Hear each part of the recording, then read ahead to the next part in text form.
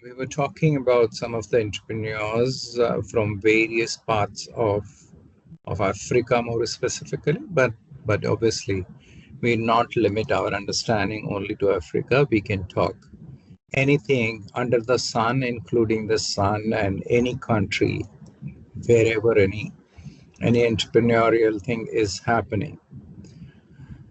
And now we must talk about the entrepreneurial perspective, because remember, many large and mature companies get stuck in formulated marketing. Like, they have decided this much budget for the promotion, this much for that, this much for this thing, this much time to be invested in the new product development, etc. And this is where, the big companies like Anheuser Bosch, which makes most of the alcohol in the world. I'm not saying that alcohol is a good thing, but that's where they make their money. And then we have talked about Boston Beer Company, where the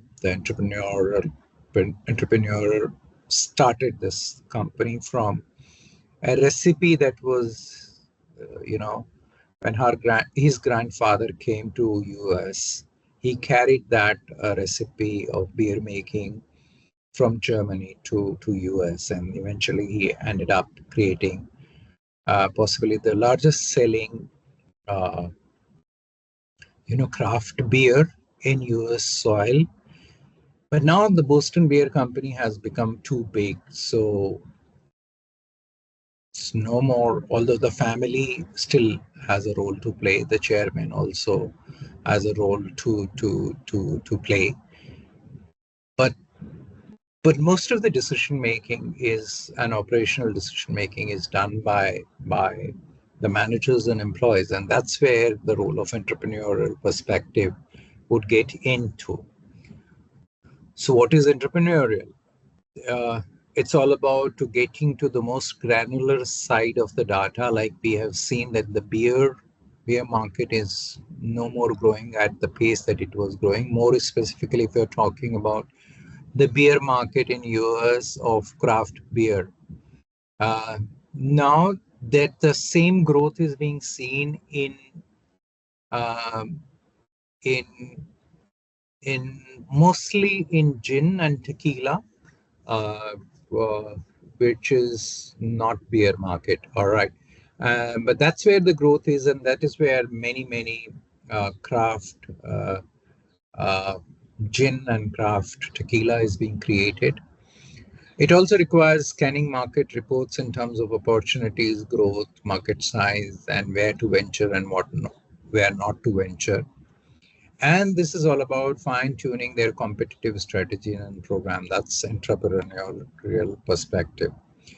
One of these example that I'm sharing is from an Irish immigrant. Her name happens to be Catherine Lavery.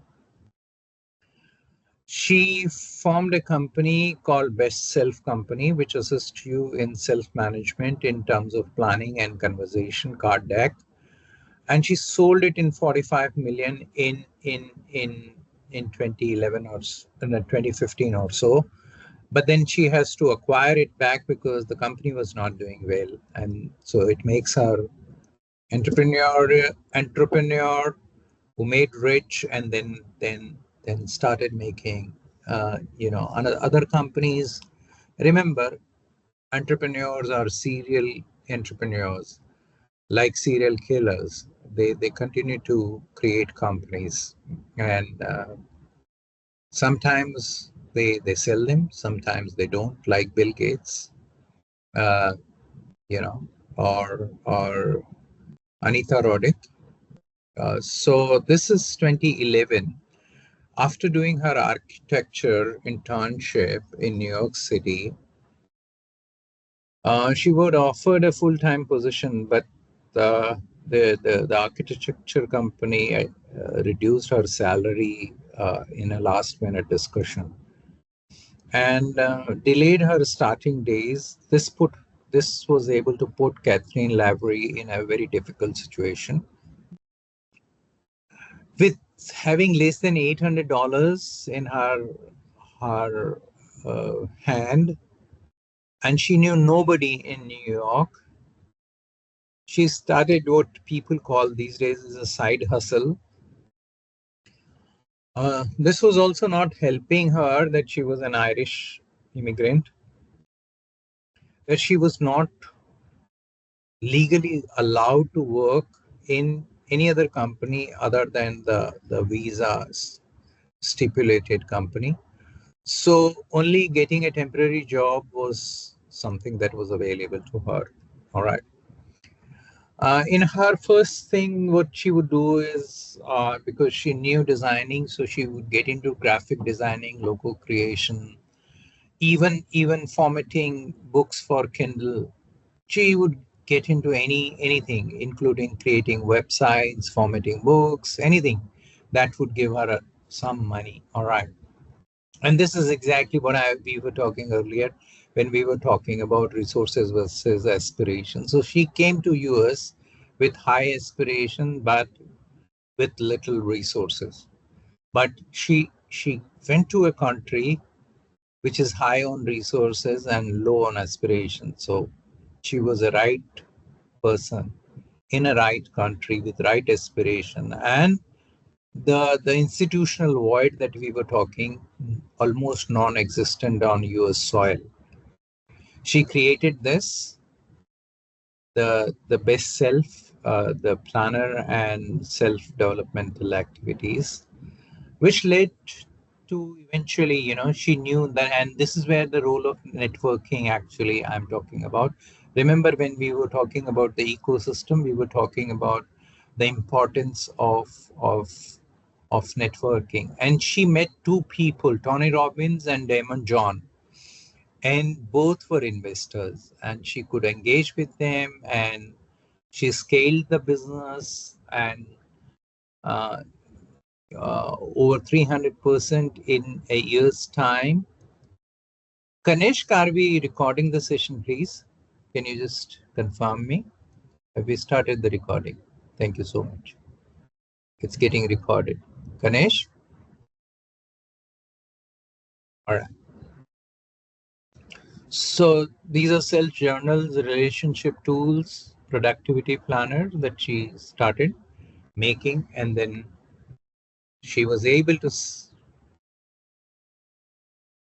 make more than 45 million US dollars, and that's an undisclosed sum. And then when post acquisition, she implemented practical changes to revitalize and realign the business, ensuring its alignment with her entrepreneurial spirit and long term objective remains well. But on realizing that, the business is not going the way she wanted, she bought it back, and that makes her entrepreneur first, entrepreneur later, and then entrepreneur. And that's a perspective that that's interesting about Catherine Lavery. All right. And she did get 112 million in first funding, and then rest, as they see, is history.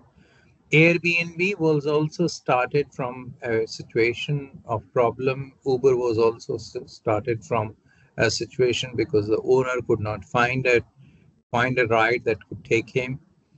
Uh, Travis Kalanick could not find a cab in Paris to go to a conference. That is when he came with Uber, and that's a perspective. And as they say, rest is history. Innocent, a beautiful example of entrepreneurship by youngsters in high resources, low aspiration country, but these three kids. Most of us would assume fruit juice is healthy, which is not correct. 76% of us believe that juice and smoothies are healthy, but that's not the reality. These three gentlemen from Cambridge University, they graduated in 1999 from Cambridge, and they first sold their smoothies some 20 years ago in a music festival. And they created these smoothies, and they said, if you liked our smoothies, please put your the bottle in this yes can. If you haven't liked, say us no. So that would assist us making a decision. So remember, they did what we call, grounding evidence, in all your decision making. That's the perspective. What innovation Innocent kept on doing was, this is how they kept on exploring. Remember those photographs? This is what they were in 1999, and this is their recent photograph 5 years back when they sold their Innocent to Coca-Cola at 100 million pounds sterling. All right. Um, this is their product. This is when the Innocent is being bought by in 2015. Innocent is bought by Coca-Cola. Coca-Cola, which is facing a problem that world over, except South Africa and India, I assume, and possibly Nigeria as well, where we continue to drink Coca-Cola, but rest of the world has stopped drinking Coca-Cola now. So they are looking for other opportunities. They have acquired too many companies these days, including Odwalla, Honesty, Innocent, and Zico. They have been developing some other brands such as Tab, and getting into various options that they are trying to get. They bought now Innocent at more than 100 million pounds sterling from these graduates. This is they are saying that they are going to make their supply chain carbon neutral, uh, and they would reduce the cleaning system by 75%. That's what. So they support uh, the carbon neutrality. Interesting stuff that has grown beautifully is our own rooibos tea called Boss. Boss is available not only in a can but also in a Tetra Pak option. Not only available in South Africa, but also was being made available in Amsterdam. They make more than 10 million units with a compounded annual growth of more than 70%.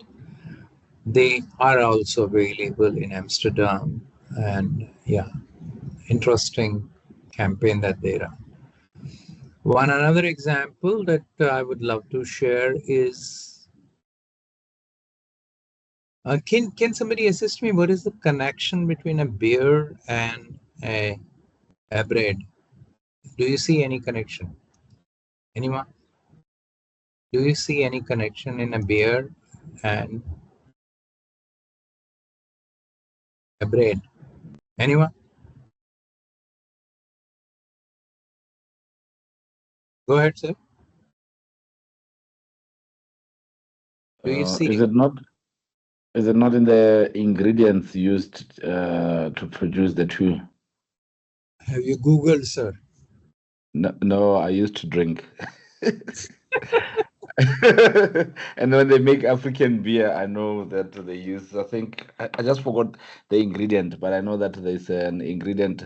There's a dumpling that we eat in South Africa.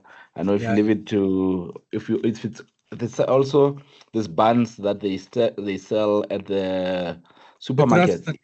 Cross buns. Yes, if you take that and you're stopped by the cops and they measure your electricity, your alcohol content, it will actually be high. Yo, that's scary. I can't remember if it's the cross buns, but I know there's I think is it the cross buns? I know that there's a bun that if you eat and you're tested almost immediately after that, your alcohol content will be higher. That's scary. That's really scary. All right, ladies and gentlemen, there is this entrepreneur. He realized, and this is about the opportunity assessment kind of a thing that we would be eventually talking about. 44% of all bread is thrown away in the UK. And remember, bread is nothing but starch. And starch is a good way to produce sugar. And sugar is what makes alcohol. All right. This gentleman. So it all started from a Babylonian recipe, close to the present Greece. So this is the area, Babylonia, where this recipe existed from making alcohol from the bread, you know. And this gentleman, when he realized that, that 44% of the UK bread is thrown away, he said, "Look, do not throw it. I'll take it from you." And that's Rob Wilson, along with co-founder Tristram Stewart. They made this toast, a beer produced by a Belgian brewer, which follows the same process what used to be followed in Babylonia. All right, this is Babylonian Empire. This is the area where this beer originated around Jordan and Saudi Arabia, and a little portion of Egypt, Turkey, and Iraq area. I think most of this area now is officially would not drink alcohol. So this toast LA is a recipe inspired by 4,000-year-old practice from the ancient city of Babylon in Mesopotamia, where today's Iraq sits. To make the beer, toast LA replaces some of the malt in the brew with bread, extracting starches and breaking them down into fermentable sugars. So the bread is more than just a flavoring. And this is what toast is. And toast is quite successful in UK market. And this is the other co-founder, Lucia Ziani, and Chief Operating Officer at Toast LA. And yeah, surplus bread, that's an opportunity for these people. All right.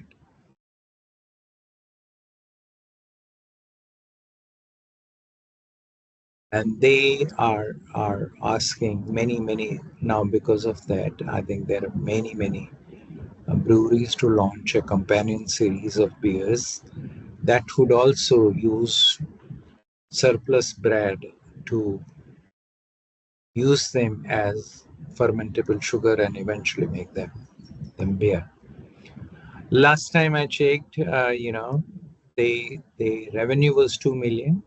Employees were 30 employees, and it was founded in 2015. So I think what they are making is close to $200,000 every year, and that's an interesting way to grow.